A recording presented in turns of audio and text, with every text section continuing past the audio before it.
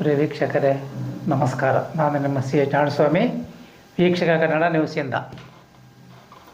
ಪ್ರಿಯ ವೀಕ್ಷಕರೇ, ಇವತ್ತು ಕರ್ನಾಟಕ ಜನತೆ ಮೈಸೂರಿನತ್ತ ನೋಡುವಂತಾಗಿದೆ. ಈ ದಸರಾ ಹಬ್ಬದ ಉದ್ಘಾಟನೆಯ ರಗಳೆ ದಿನ ಒಂದೊಂದು ತಿರುವು ಪಡಿತಾ ಇದೆ. ಇನ್ನೇನು ಕೆಲವೇ ದಿನಗಳು ಬಾಕಿ ಉಳ್ಕೊಂಡಿದೆ ದಸರಾ ಹಬ್ಬದ ಉದ್ಘಾಟನೆ. ನೋಡಿ, ಈ ದಸರಾ ಹಬ್ಬ ಪುರಾತನ ಕಾಲದಿಂದ ನಡ್ಕೊಂಡ್ಬರ್ತಿರ್ತಕ್ಕಂಥದ್ದು, ರಾಜ ಮಹಾರಾಜರ ಕಾಲದಿಂದ ನಡ್ಕೊಂಡ್ಬರ್ತಾ ಇದೆ. ಕರ್ನಾಟಕ ಜನತೆಯನ್ನು ಆಳವಾಗಿ ಆಲೋಚನೆ ಮಾಡಬೇಕಾಗಿದೆ. ಆಗ ಸರ್ಕಾರ ಇರಲಿಲ್ಲ. ವಿಜಯದಶಮಿ ಮಾಡಬೇಕಾದ್ರೆ, ವಿಜಯೋತ್ಸವನ ಆಚರಣೆ ಮಾಡ್ಕೊತ ಬರಬೇಕಾದ್ರೆ, ಆಗ ಮಹಾರಾಜರೇ ಸ್ವಂತಿಕೆಯಿಂದ ಮಾಡ್ತಾ ಇದ್ದತಕ್ಕಂಥ ಈ ದಸರಾ ಉತ್ಸವ ಕಾಲಕ್ರಮೇಣ ಬರ್ತಾ ಇದು ಸರ್ಕಾರದ ಕಡೆಗೆ ಬರೋಕ್ಕೆ ಶುರುವಾಯಿತು.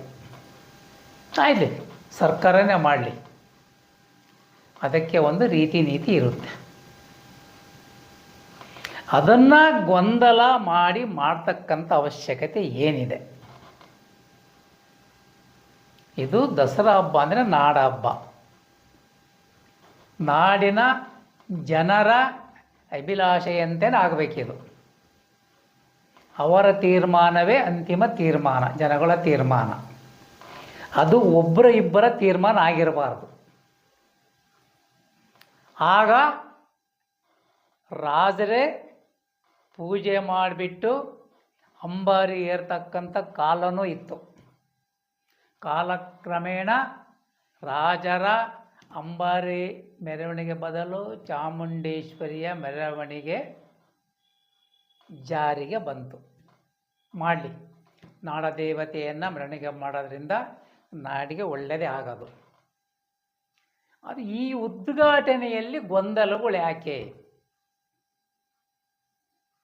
ಇದು ಜನರ ಅಭಿಪ್ರಾಯವನ್ನು ತಿಳ್ಕೊಂಡು ಯಾರನ್ನ ಕರಿಬೇಕು, ಯಾರನ್ನ ಬಿಡಬೇಕು ಅನ್ನೋದನ್ನು ಸರ್ಕಾರ ಜನಗಳ ಮುಂದೆ ಒಂದು ಮಾತನ್ನು ಇಡಬೇಕಿತ್ತು. ಸರ್ಕಾರದ ರಾಜಕಾರಣಿಗಳೇ ಅಂತಿಮ ತೀರ್ಮಾನ ತಗೊಳ್ಳಲಿಕ್ಕೆ ಏನು ಅವರಿಗೆ ಹಕ್ಕಿದೆ? ನೋಡಿ, ಈ ದಸರಾ ಹಬ್ಬವನ್ನು ರಾಜಕಾರಣಿಗಳು ಅವರ ಜೇಬಿಂದ ಎಲ್ಲರೂ ಶೇರ್ ಹಾಕಿ ಮಾಡುವಂಗಿದ್ರೆ, ಈ ಗಣಪತಿ ಹಬ್ಬ ಮಾಡ್ತಾರೆ ನೋಡ್ರಿ, ಆ ಥರ ಅವರು ನಾವು ಮಾಡ್ತಕ್ಕಂಥ ಹಬ್ಬ ಇದು, ನಮ್ಮ ಇಷ್ಟಂಗೆ ಮಾಡ್ತೀವಿ ಅಂತೇಳಿ ಅರಮನೆ ಆವರಣ ಬಿಟ್ಟು ಬೇರೆ ಎಲ್ಲನ ಮಾಡ್ಕೋಬೋದು ಇವರು. ಈ ದಸರಾ ಉತ್ಸವ ನಡಿಬೇಕಾಗಿರೋದು ಮಹಾರಾಜರ ಸಮ್ಮುಖದಲ್ಲಿ ಅರಮನೆ ಒಳಗಡೆನೆ ಕಾರ್ಯಕ್ರಮ ನಡೀತಾ ಬಂದಿರತಕ್ಕಂಥದ್ದು. ಮಹಾರಾಜರು ಇಲ್ಲೇ ಇಲ್ಲ, ಮಹಾರಾಜರು ವಂಶಕ್ಕೆ ಯಾರು ಗತಿನೇ ಇಲ್ಲ ಅಂದಮೇಲೆ ಅಂಥ ಸ್ಥಿತಿ ಇದ್ದರೆ ಯಾರಿಗನ್ನ ಉದ್ಘಾಟನೆ ಮಾಡಲಿಕ್ಕೆ ಕರೀಲಿಕ್ಕೆ ಅವಕಾಶ ಇತ್ತು. ಮಹಾರಾಜರು ಇದ್ದಾರಲ್ಲ ಇವಾಗ, ಮಹಾರಾಜರು ತಾನೇ ಪೂಜೆ ಮಾಡಿಬಿಟ್ಟು ಅಂಬಾರಿ ಏರಬೇಕು, ಅಂಬಾರಿಗೆ ಪೂಜೆ ಮಾಡಬೇಕು. ಹಂಗಿದ ಮೇಲೆ ಬೇರೆಯವರನ್ನು ಕರೆದ್ಬಿಟ್ಟು ಗೊಂದಲ ಸೃಷ್ಟಿ ಮಾಡೋ ಅಂಥದ್ದೇನಿದೆ? ದಿನ ಬೆಳಗ್ಗೆ ಆದರೆ ಯಾವ ಟಿ ವಿಯಲ್ಲಿ ನೋಡಲಿ, ಮೊಬೈಲಲ್ಲಿ ನೋಡಲಿ, ಇದರದ್ದೇ ದೊಡ್ಡ ಗೊಂದಲ. ಅರಿಶಿನ ಕುಂಕುಮದ ಜಟಾಪಟಿ, ಇದಕ್ಕೆ ತೆರೆ ಬೀಳಬೇಕಾದ್ರೆ ಜನಾಭಿಪ್ರಾಯವೇ ಬಹು ಮುಖ್ಯವಾಗಿರುತ್ತೆ. ಇದು ಕನ್ನಡ ನಾಡಿನ ನಾಡ ಹಬ್ಬ. ಇವರು ಯಾವುದೇ ಪ್ರಶಸ್ತಿ ಪುರಸ್ಕಾರ ತಗೊಂಡಿರ್ತಕ್ಕಂಥವ್ರಿಗೆ ವಿಧಾನಸೌಧದ ಮುಂದೆ ದೊಡ್ಡ ಕಾರ್ಯಕ್ರಮ ಮಾಡಿ ಅಲ್ಲಿ ಸನ್ಮಾನ ಮಾಡಲೇಬೇಕಾದ್ರೆ ಇವರ ಏನಾದರೂ ಸರ್ಕಾರದ ಕಾರ್ಯಕ್ರಮಗಳಿದ್ದರೆ ಅದನ್ನು ಉದ್ಘಾಟನೆ ಮಾಡಿಸ್ಕೊಳ್ಳಿ, ಅದಕ್ಕೆ ಯಾರದ ಅಭ್ಯಂತರವಿಲ್ಲ. ಇದು ನಾಡ ಹಬ್ಬ, ಅದರಲ್ಲಿ ಬೇರೆ ಸಮುದಾಯ ಎಂಥವರು ಕೂಡ ಇದಕ್ಕೆ ವಿರೋಧ ಮಾಡೇ ಮಾಡ್ತಾರೆ. ಇಂಥ ವಿರೋಧದ ನಡುವೆಯನ್ನು ನಾವು ಅವ್ರ ಕಡೆಯಿಂದನೇ ಉದ್ಘಾಟನೆ ಮಾಡಿಸ್ವಿ ಅನ್ನೋದು ಯಾವ ನ್ಯಾಯವಿದೆ? ಇದು ಕರ್ನಾಟಕ ಜನತೆ ನಿಜಕ್ಕೂ ಒಪ್ತಾರ? ಮುಂದಿನ ದಿನಗಳಲ್ಲಿ ಸರಿಯಾದ ಪಾಠ ಕಲಿಸ್ತಾರೆ. ಜನರೇ ಒಪ್ಪಿದ ಮೇಲೆ ಇವರು ಯಾಕೆ ಪಟ್ಟಿಡ್ದಿದ್ದಾರೆ ಅಂತ. ಇವತ್ತು ಈ ರಾಜಕೀಯ ನಡಿಬೇಕಾದ್ರೆ ಜನಗಳೇ ಕಾರಣ ಅನ್ನೋದನ್ನು ತಿಳ್ಕೊಬೇಕು. ಇವರು ಜನಗಳ ದುಡ್ಡಿನಿಂದಲೇ ಇವತ್ತು ಈ ದಸರಾ ಉತ್ಸವವನ್ನು ಮಾಡ್ತಾ ಇರೋದು. ಯಾರ ಜೋಬಿಂದನೂ ಹಾಕಿಲ್ಲ ಗರಿಗರಿ ನೋಟುಗಳನ್ನು. ಅದಕ್ಕಿದು ಜನಾಭಿಪ್ರಾಯವೇ ಮುಖ್ಯವಾಗಿರೋದು.